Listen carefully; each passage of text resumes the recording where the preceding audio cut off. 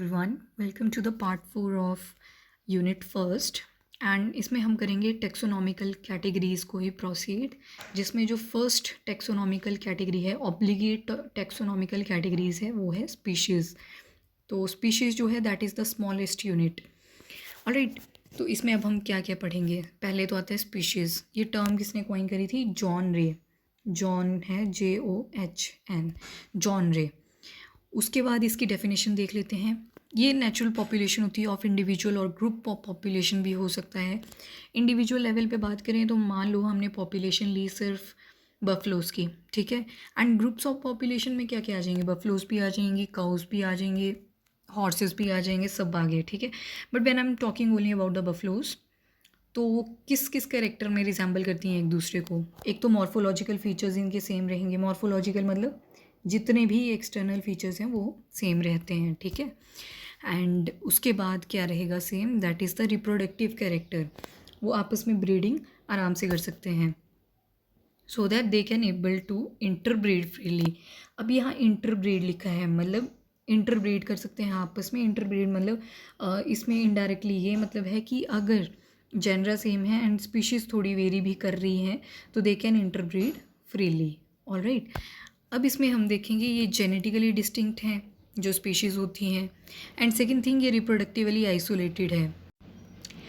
उसके बाद हम एग्जांपल देख लेते हैं कि स्पीशीज़ एक्चुअली हमें कैसे रिप्रेजेंट करनी है। तो this is the example of mango. Mango दो, अगेन जो साइंटिफिक नेम होता है वो एक नाम होता है बट वो दो पार्ट्स में डिवाइड होता है। यहाँ पे भी मैंजीफेरा इंडिका। मैंजीफेरा तो फर्स्ट नेम है और ये क्या रिप्रेजेंट कर रहा है? जेनरा। जबकि इंडिका क्या रिप्रेजेंट कर रही है? स्पीशीज़, ठीक है। उसके बाद अगर एक और एग्जांपल लूँ मैं तो लाइन। लाइन का एग्जांपल है, तो इसका साइंटिफिक नेम रहता है पैंथरा लियो। लियो क्या है यहाँ पे? स्पीशीज़। एंड अगर मैं एक और एग्जांपल लूँ तो टाइगर। टाइगर का क्या साइंटिफिक नेम है? That is the Panthera Tigris. यहाँ पे टाइग्रिस क्या है? स्पीशीज़। उसके बाद मेयर ने एक और डेफिनेशन दी थी कि जितने भी इंटरब्रीडिंग पॉपुलेशन में इंडिविजुअल आते हैं दे आर रिप्रोडक्टिवली आइसोलेटेड। एक दूसरे के ग्रुप से वो रिप्रोडक्टिवली आइसोलेटेड। बट ये डेफिनेशन कुछ हद तक ठीक भी थी, बिकॉज इसमें अगेन एक ही प्रॉब्लम थी कि इन्होंने भी किसका कॉन्सेप्ट ले लिया? इंटरब्रीडिंग का। अब देखेंगे हम क्या ऑब्जेक्शन आई इन डेफिनेशंस को लेके। तो दो ऑब्जेक्शंस हैं। तो नंबर 1 रहती है कि हाइब्रिड्स बन जाते हैं। हाइब्रिड कब बनते हैं? जब मैकेनिकल बैरियर आ जाते हैं या फिजियोलॉजिकल बैरियर आ जाता है, सीजनल बैरियर आ जाता है बिटवीन द स्पीशीज़। इसको मैं डायग्राम के थ्रू समझाती हूँ आपको। मान लो ये ग्रुप ऑफ एनिमल है, ठीक है। सेम एनिमल्स हैं ये, इनके मॉर्फोलॉजिकल रिप्रोडक्टिव कैरेक्टर क्या हैं? सेम है।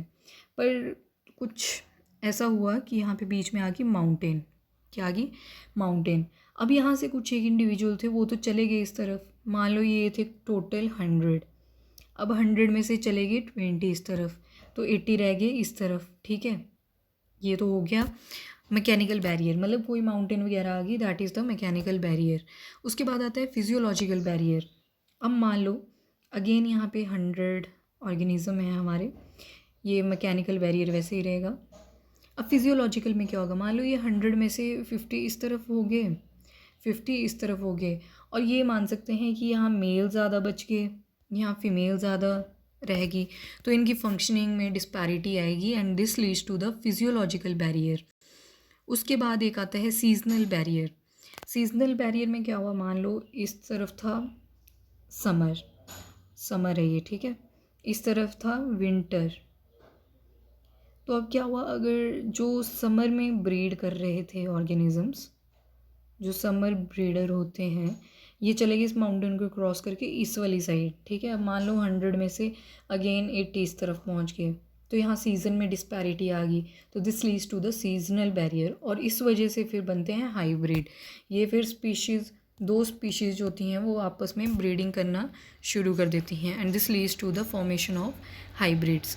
अब इसका एग्जांपल है, जैसे यहाँ देखो, यहाँ मैंने हाइब्रिड्स के नाम लिखे हैं। यहाँ बताया वेदर दे आर फर्टाइल और स्टेराइल। फर्टाइल का मतलब होता है whether they are able to reproduce in future और नॉट।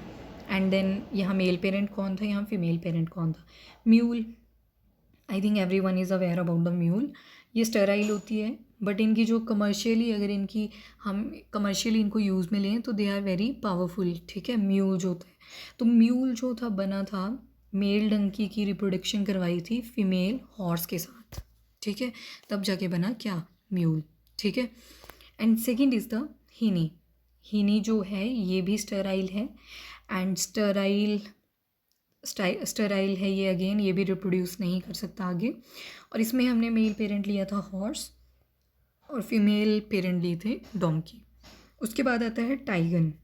टाइगन जो है वो फर्टाइल है, इसमें हमने मेल पेरेंट लिया था टाइगर एंड फीमेल पेरेंट लिया था लाइन, लाइनस मतलब ये बोल सकते हैं, ठीक है। तो ये जो है ये फर्टाइल है, this is able to breed या this is able to reproduce in future, ठीक है। तो दिस इज़ वेरी इंपॉर्टेंट। एक और एग्जांपल होता है लाइगर। लाइगर, इसको आप नोट कर सकते हो, लाइगर। तो लाइगर में क्या लिया था, मेल पेरेंट जो था वो लायन था, और जो उसका क्रॉस करवाया था या रिप्रोडक्शन करवाई थी वो किसके साथ करवाई थी, टाइग्रेस के साथ, टाइग्रेस, ठीक है। तो this is the example of hybrid. तो इंटरब्रीडिंग की वजह से हाइब्रिड्स भी बन सकते हैं, हाइब्रिड्स, ठीक है। और जो दूसरी इसमें ऑब्जेक्शन उठी थी, इसमें प्रोकैरियोट्स की पहले तो कोई बात ही नहीं करी, एक तो बात ही नहीं हुई। प्रोकैरियोट्स होते हैं जो सिंगल सेल्ड होते हैं और दूसरा उनमें न्यूक्लियस भी एब्सेंट होता है, ठीक है, तो उनकी बात ही नहीं करी थी। तो सेक्सुअल रिप्रोडक्शन तो एब्सेंट होती है प्रोकैरियोट्स में, तो इंटरब्रीडिंग का कोई कॉन्सेप्ट ही नहीं है उनके साथ। I hope you like the video, and next video में हम करेंगे जीनस के बारे में। Thank you.